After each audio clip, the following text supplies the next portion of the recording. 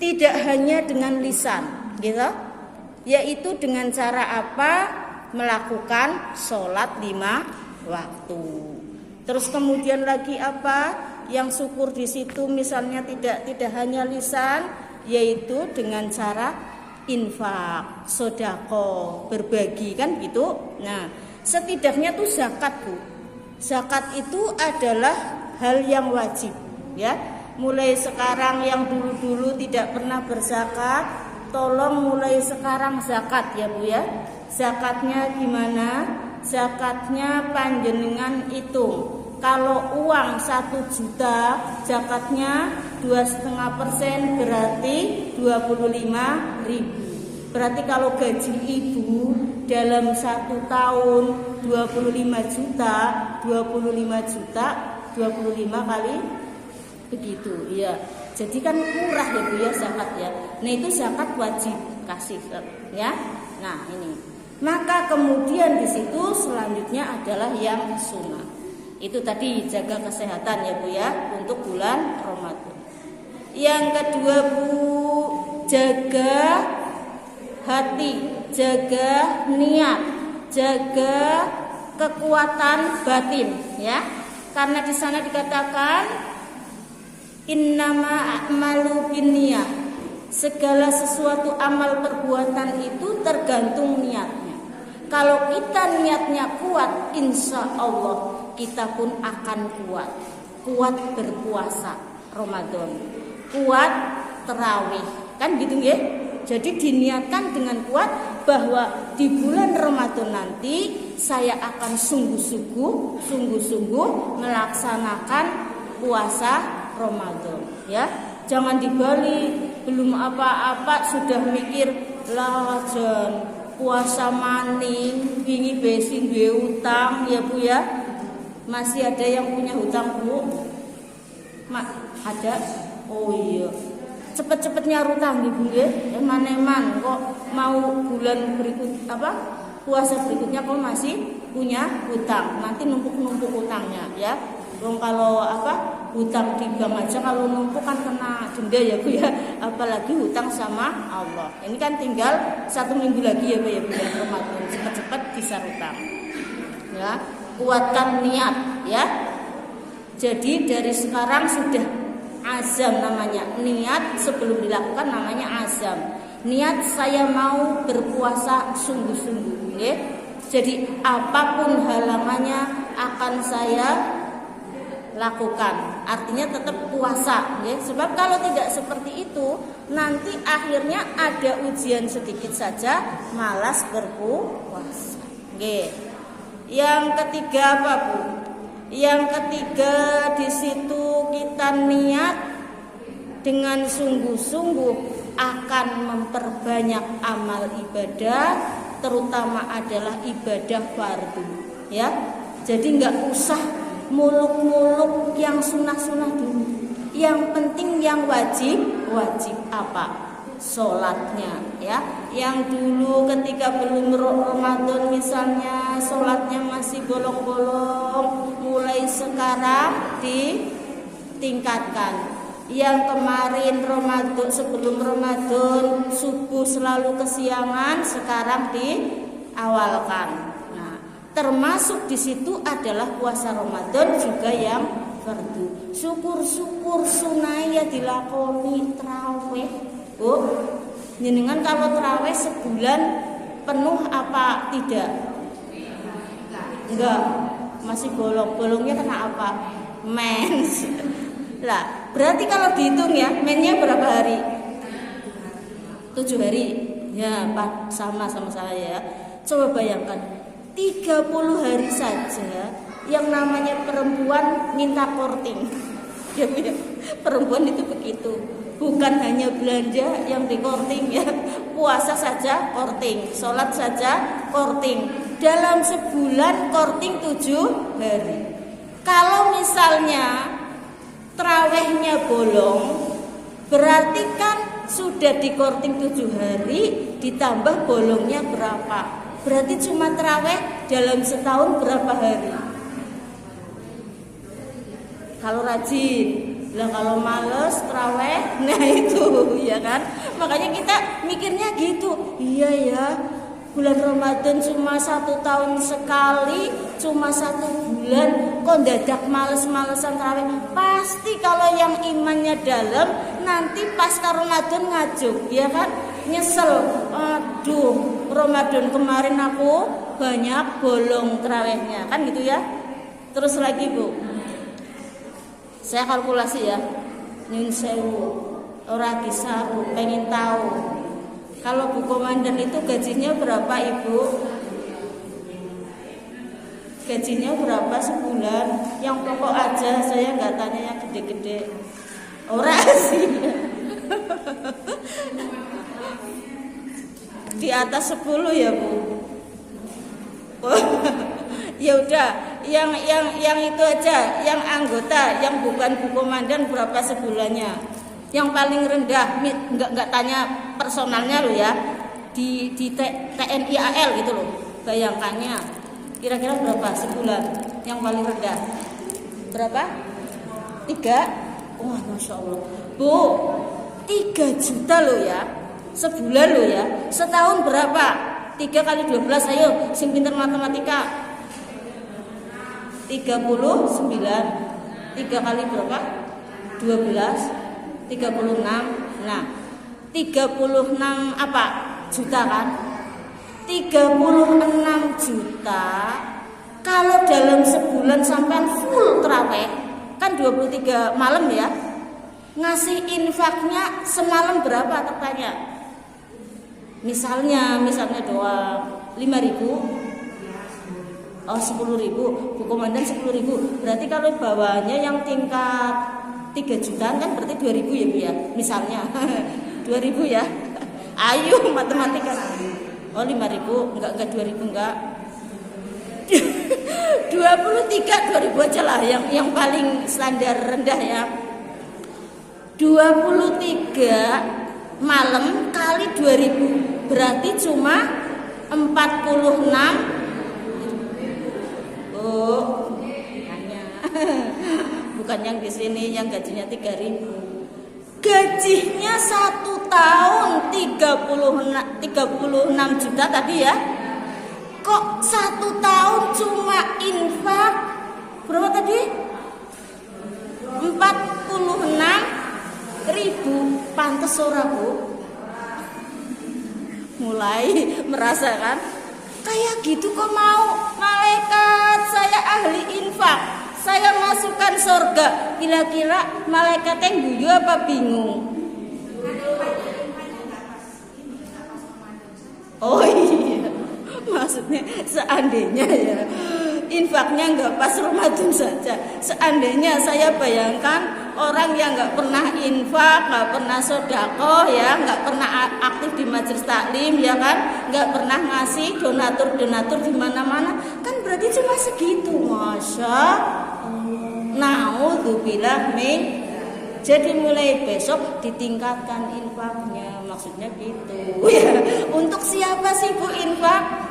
Ya untuk diri sendiri. Orang tuh aneh ya, manusia tuh aneh. Kadang-kadang naruh infak di kotak masjid aja cuma 5.000 merasa bangga, merasa sudah banyak amal. Itu sih mending ya. Sing lebih parah lagi malah suudon maring penguruse. Lalu usah infak akeh-akeh dinggoni nang penguruse. Naudzubillah min. Masya Allah, kan gitu nggih, Pun. Selanjutnya itu infak, burung traweh ya Bu ya, bolong-bolong uki dan sebagainya. Tapi yang jelas itu adalah peningkatan amal.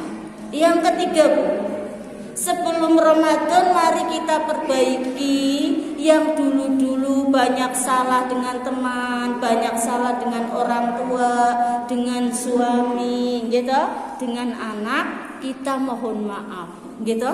Ben opo, ben bersih ketika Ramadan amal ibadah kita diterima. Karena apa?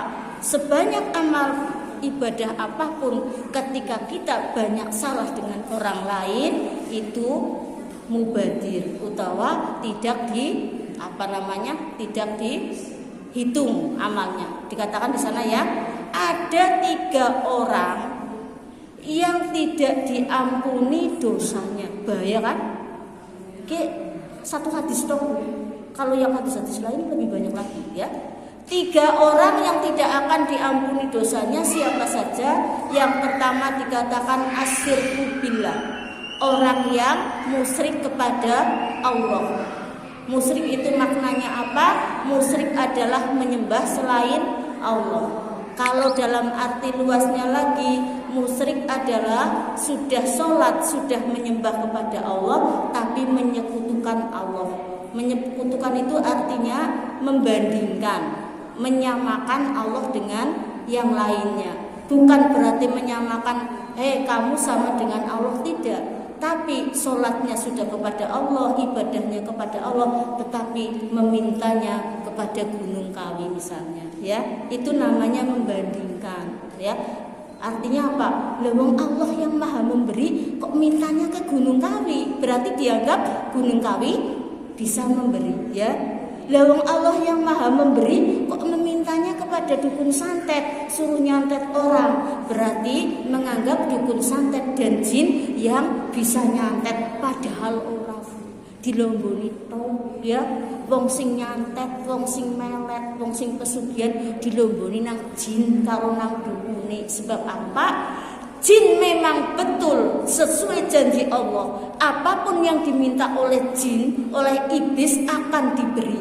Karena apa? Sudah janji Allah, ketika berkhianat kepada Allah, tidak mau bersujud kepada Adam alaihissalam, jin meminta agar satu bisa membawa anak turun Adam ke neraka dengan menggoda selamanya sampai akhir hidupnya, akhir hidup kita loh ya Bu ya. Kalau jinnya itu nggak mati-mati Bu, matinya nanti kalau sudah kiamat semua. Makanya satu orang itu iblisnya banyak banget, setannya banyak banget. Mulanya kalau mau mangkat ngaji ya gitu, anak sing ngantuk, namanya sing jin sing nutupi mripat kon ngantuk ngipasi ana 10 ya. Terus ana sing nganuni geger men kon bengkek ana 17 misalnya ya. Ana sing nganuni dengkul kon dengkule abot ana 50. Masya Allah, yang jinnya orang mati dari zaman Adam sampai hari kiamat. Makanya manusia itu berat sekali kan ya. Nah, makanya ketika itu satu menggoda boleh, yang kedua yang namanya jin iblis minta apapun mau diberi, walaupun semua makhluknya juga begitu, tapi terutama jin. Makanya kalau ada orang sesat ya, dukun perintah jin kerjasama karo jin kowe nyantet wong kae, mateni wong kae, bunuh wong kae, engko kowe tek njaluk apa tek wae. Jine karena sudah tahu ini calon temannya di neraka, maka dibilangin, ya sudah, enggak usah aneh-aneh, bikin tumbal saja.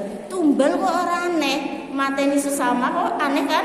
Lah, terus di situ jine temenanan, ya wis kayak patenono kayak anak bayi nembe lahir kan gitu ya, ditidokna ke bayine nembe lahir.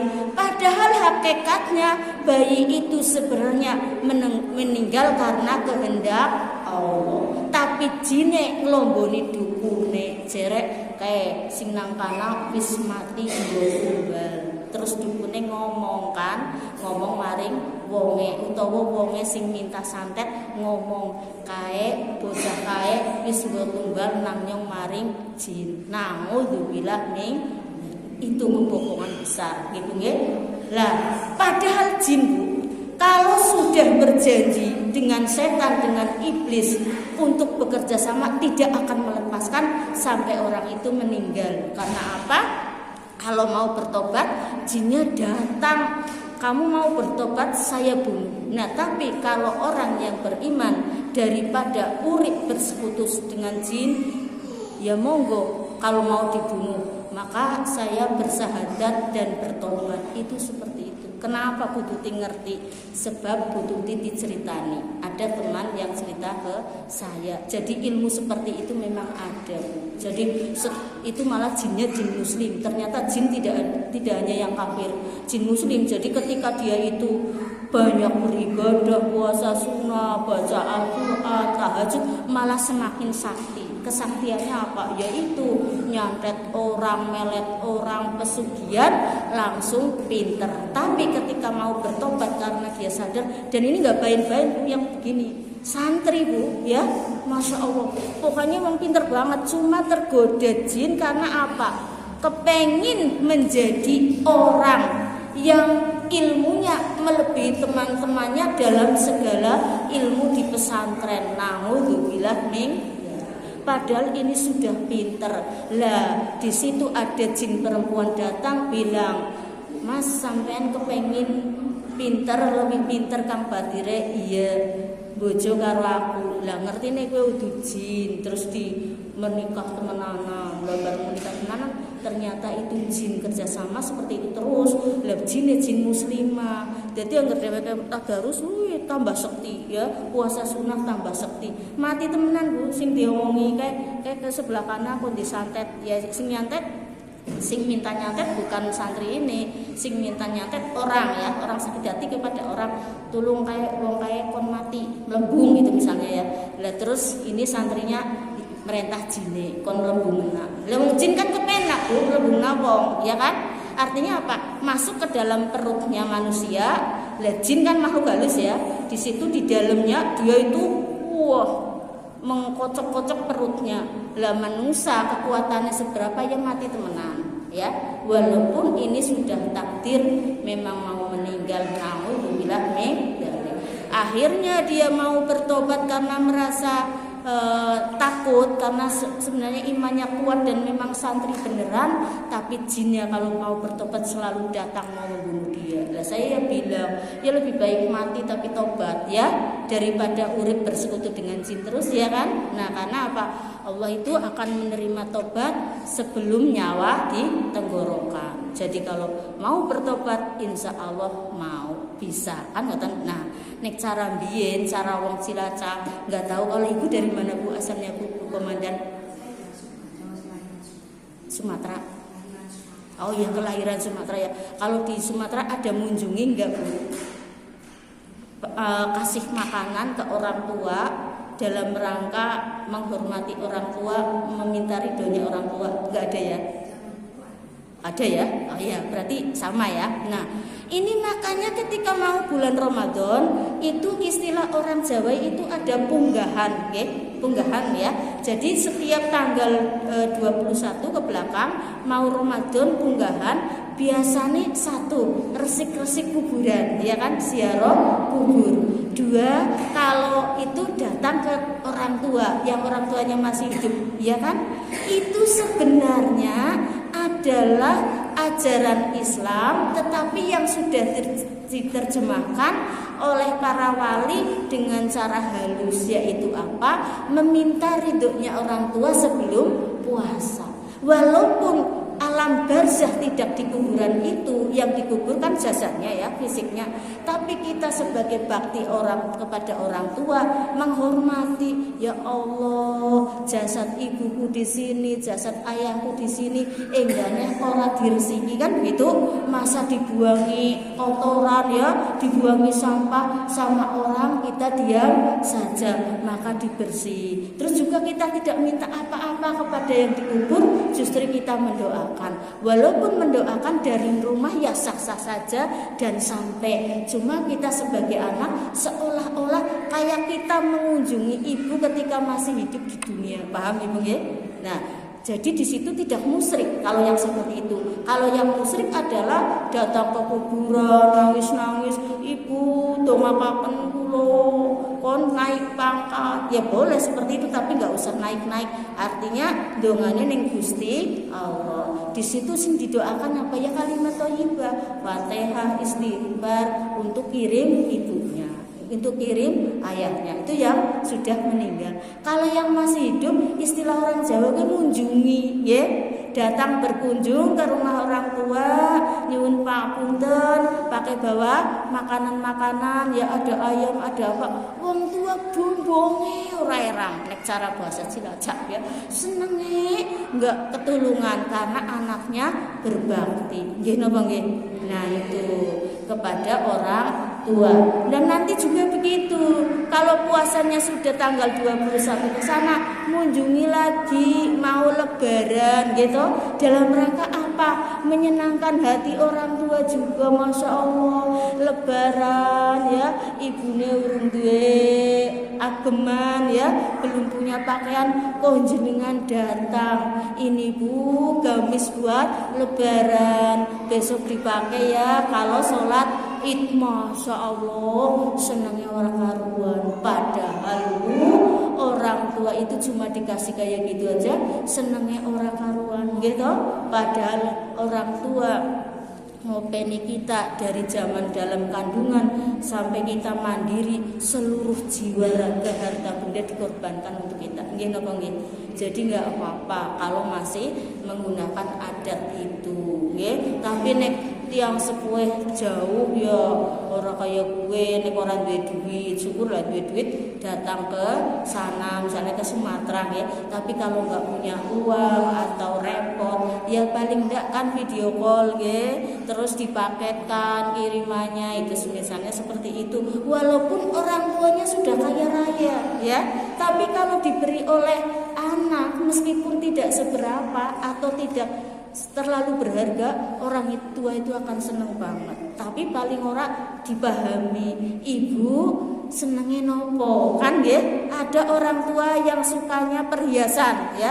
Oh, ibu senengnya perhiasan, panjenengan aturi cincin ya, enggak seberapa bagus, nggak seberapa gede, tapi kira-kira pantas untuk ibu kesukaannya apa. Kok ibu senengnya cincin tapi nggak mampu gamis ya, terus kerudung. Itu kalau mau lebaran atau mau berpuasa, ben kon puasane niku mantul, mantap betul kan gitu nggih. Nah, salajenge di sini juga ada katakan dalam Al-Quran, A'udzubillahi minasyaitonir rajim.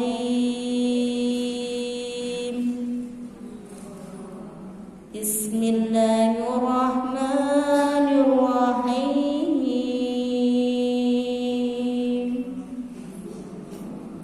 Wasari'u ila maghfiratin min rabbikum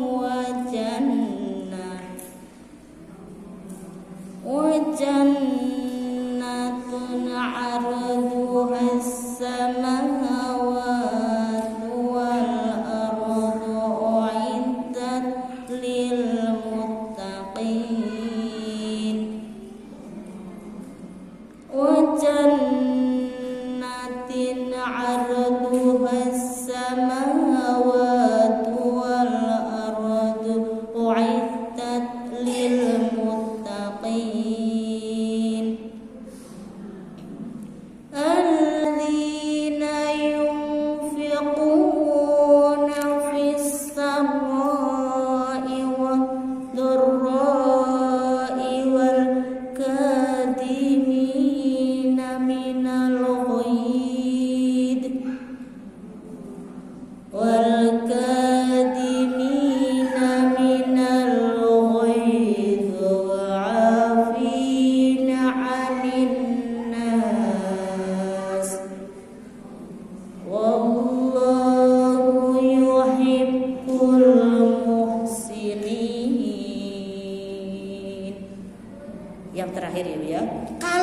kepengin surga itu, surga itu luasnya melebihi langit dan bumi berlipat-lipat, dan itu disediakan bagi orang yang takwa. Ciri-ciri orang yang takwa antara lain di samping beriman, di samping melaksanakan ajaran Islam yang sudah jelas di situ diterangkan di dalam ayat tadi ya, surat Ali Imran ayat 133 itu. Terus kemudian diterangkan lagi di sana bagaimana yaitu satu yang suka berinfak, nah, yang infaknya ini dalam keadaan lapang maupun sempit. Sempit kok kon infak ya ora apa-apa seduwene, gitu. Duwene duit 10.000 infakna sewu, kan gitu. Nah, dan seterusnya. Dalam keadaan lapang maupun sempit. Yang kedua, orang takwa ciri khasnya bisa menahan marah, ya. Terutama nanti puasa. Puasa itu biasanya sensitif banget ya, karena keadaan lapar, panas, ngelap, sampean mudah banget marah. Nah, itu ditahan saja. Karena apa? Kalau tidak ditahan rugi, puasanya tidak berpahala, gitu. Karena banyak orang yang berpuasa tetapi tidak mendapatkan apa-apa kecuali hanya lapar dan haus. Kamin soimin laisa lahum illa minal ju' wal atos. Itu kata Rasulullah, ya. Terus kemudian di situ dikatakan lagi, menahan marah itu bisa menjadi sumbernya keburukan, ya. Karena Rasulullah pernah ditanya, ya Rasulullah, apa amal yang ringan yang bisa membuat saya masuk surga? La taghdur, jangan marah. Artinya dipendam marahnya. Tanya lagi, terus apa lagi Rasulullah? La taghdur, jangan marah. Sampai 3 kali jangan marah, terus berarti marah itu berbahaya.